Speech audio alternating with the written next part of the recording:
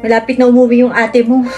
Baka magsumbong yung chismosa nating kapitbahay na nakaaway ko nung nakaraan. Baka sabihin nun na...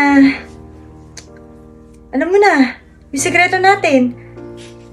Iniisip mo kasi masyado, Nay.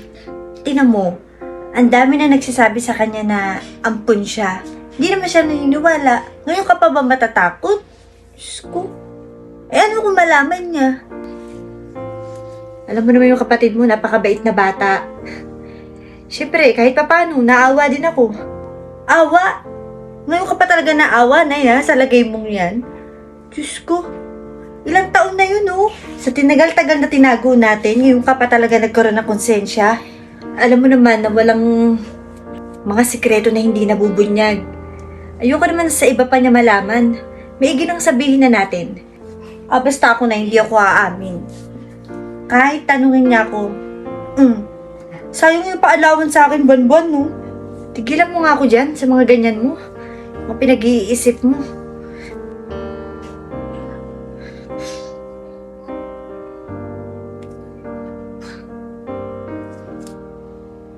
Ana?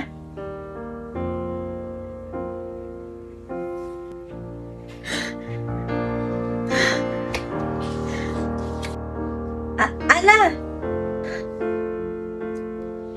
Hindi, narinig niya yata lahat. Anak, magpapaliwanag ako. Magpapaliwanag?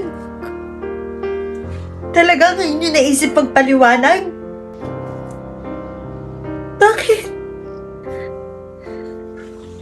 Sabihin nyo nga ngayon sa harap ko. Totoo lahat yun. Nay? Ate? Oo. Totoo lahat ang narinig mo. Hindi kita tunay na anak. Kaibigan ko yung nanay mo. Pinaalaga ka niya sa akin. Nag-ibang bansa. Nakakilala siya ng ibang lalaki doon. Hindi ka na niya binalikan. Kaya ako na yung tumayong nanay sa'yo. Pinapadala na ako ng nanay mo ng mga pantustos at gastusin sa'yo. Pero aminado ko. Naginamit ko yung opportunity na yun para makabayad ako sa mga utang ko. Naginamit lang kita. Para din mapag-aral ko yung ate mo. Pero anak, habang tumatagal, totoong minamahal na kita na parang sarili kong anak. Sana yun man lang paniwalaan mo sa akin.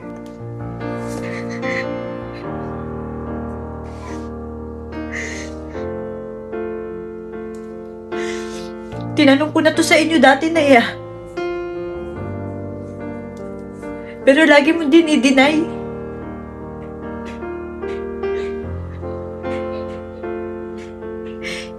Ikaw ate.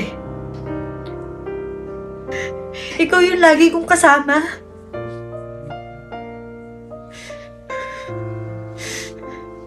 Pero kahit kailan hindi mo man lang sinabi sa akin. Kung alam nyo lang. Inubos ko yung sarili ko para sa inyo. Bakit naman pinagkait niyo sa akin yung malaman ko yung totoo?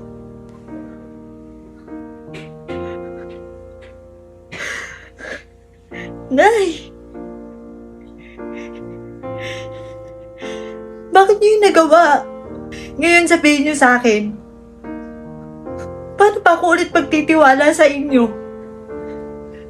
Lahat ng kailangan niyo, bigay ko. Isang tawag nyo lang, sagot ko. Isang hingi nyo, bigay ko. Pero bakit ito pinagkait nyo? Ana, sobra ka na ha. Grabe naman yung reaction mo. Buti nga inampun ka eh. Bakit? Wala ba akong karapatang masaktan? Dahil nalaman ko yung totoo? Anong gusto mo maramdaman ko, ate? Wala ba akong karapatang magalit? Kung hindi ko lahat narinig yun. Hanggang kailan niyo plano itago? Buong buhay ko wala akong ibang inisip kundi kayo.